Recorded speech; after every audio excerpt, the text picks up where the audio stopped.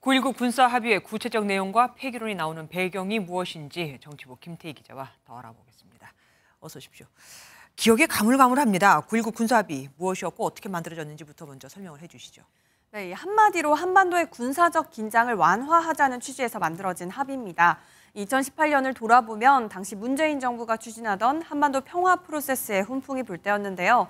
9.19 군사합의는 2018년 제3차 남북정상회담에서 나온 이른바 9월 평양 공동선언의 부속 합의서 성격을 띠고 있습니다. 네. 여기에는 군사분계선과 서해 북방한계선 일대 완충구역 설정과 우발적 충돌 방지, 비무장지대 내 감시초소 철수와 판문점 공동경비구역 비무장화 등의 내용이 담겨 있습니다. 그런데 이 군사합의 체결 5년 만에 지금 파기 목소리가 나오고 있는 거 아닙니까?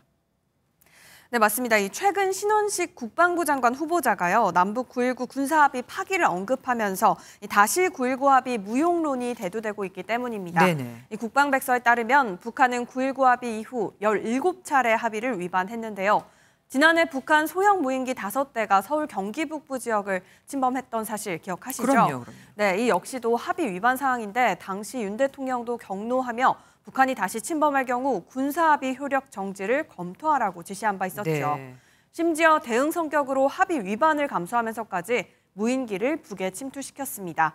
이 국군 통수권자인 윤 대통령과 신 후보자 모두 9.19 합의에 회의적인 입장을 보인 만큼 신 후보자의 합의 파기 주장을 쉽게 넘길 수 없어 보입니다. 그럼 우리가 이 합의를 유지해서 얻는 실익은 없는 건가요? 네, 일단은 9.19 군사합의 이후에 실제 무력 충돌은 없었습니다. 네, 지금은 합의를 위반했을 경우 북한의 합의를 지키라고 목소리를 높일 수 있지만 합의마저 없다면 더 큰 군사적 충돌이 발생할 가능성도 있는 거죠. 따라서 효력 정지를 하는 것도 하나의 방안으로 거론되고 있습니다. 효력 정지 같은 경우에는 북한이 다시금 이 9.19 군사 합의를 존중하겠다라는 의지를 밝히고 그리고 일정 기간 사실상 합의를 지키는 행위를 하면 다시금 효력이. 다만 효력 정지를 할 때 NLL에서의 우발적 충돌을 어떻게 방지할지에 대한 충분한 논의가 필요합니다. 예, 지금까지 김태희 기자와 함께했습니다. 고맙습니다. 안녕하세요, 김주하입니다.